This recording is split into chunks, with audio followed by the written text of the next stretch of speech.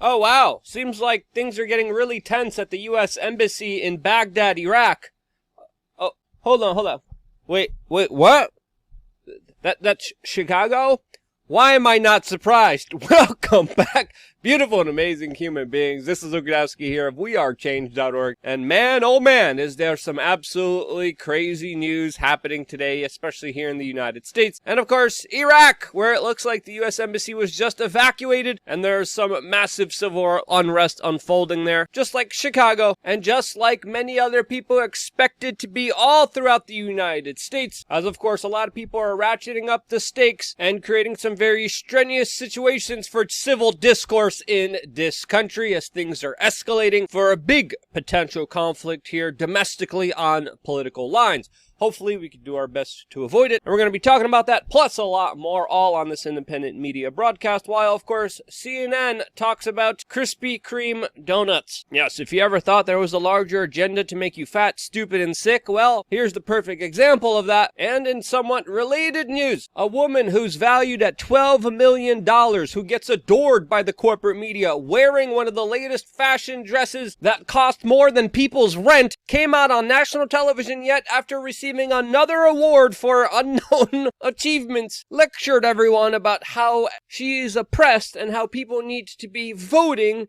in order to stop the oppression of everyone. Lizzo, who definitely is not a starving artist, I think, personally, might not be the best representation of oppression. Now, a lot of people are interpreting her speech to mean many different things, but I think it's pretty clear she meant to call on for the support of more big government, more Democrats, more government intervention in our lives, just like we had in New York recently, where stores there are now legally enforcing a ban on the sale of whipped cream canisters to people under the age of 21. Yes, you heard that correctly. New York, that, by the way, is one of the first cities in all of the United States to have supervised drugs injection sites, has banned the sale of whipped cream canisters to people under the age of 21. Unless maybe they show up to New York City's tax-funded drug den, and then they could do all the whipped cream whippets they want. But if you're at a supermarket, don't even there. Which is a little ridiculous. You can literally go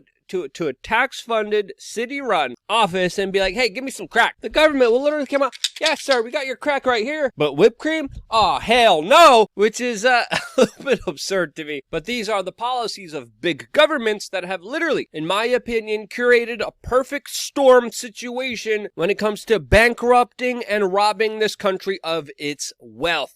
As of course, within the last few years, we have seen one of the largest transfers of wealth in recorded human history, majority of the money coming from middle class and below, being transferred to some of the richest billionaires in our society, mainly because of democratic big government safety policies that, of course, destroyed small businesses, that destroyed entrepreneurs, allowed the friends of governments to operate their international corporate monopolies while screwing everyone else over. And as we've been warning you for a very long time, what happened within the last 2 years as a part of a sickness is nothing compared to the larger economic ramifications coming our way. As of course, the current Democrats in office have just signed 4 bills that have totaled nearly $1.3 trillion, billions of dollars for Ukraine, $470 billion for student loan replacements, which actually might be double that number, $52 billion for semiconductor chips, $770 billion for the Inflation Reduction Act, which actually doesn't reduce inflation and creates more of it, as of course the American taxpayers are going to be paying for this. This, along with domestic energy policies that have destroyed prosperity. And what else do you need to know other than there is a deliberate destruction of the current economic world order currently underway in our society? I don't know how else you explain it, because there isn't any other way. With inflation hitting record highs, spending more money is not going to help anyone. Taxing, regulating, destroying people's income is not going to help anybody. Hindering energy production is not going to help anyone. And people in Europe are facing the true consequences of that more than ever, as the price of energy is currently skyrocketing in all of Europe, specifically also in Germany, where the price chart here sees the perpetual rise in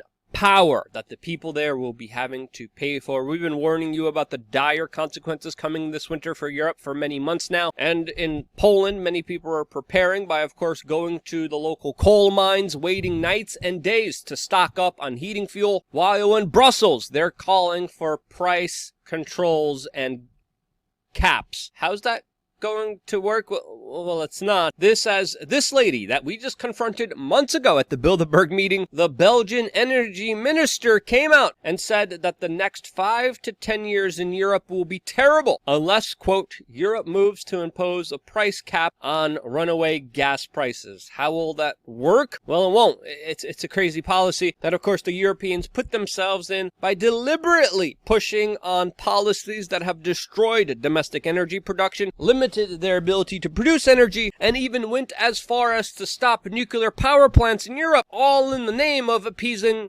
Greta Thunberg, which, looking back on now, was an absolute disastrous move, which I would also say was done deliberately. Why do I say that? Well, I'm going to be talking about that, plus a lot more later.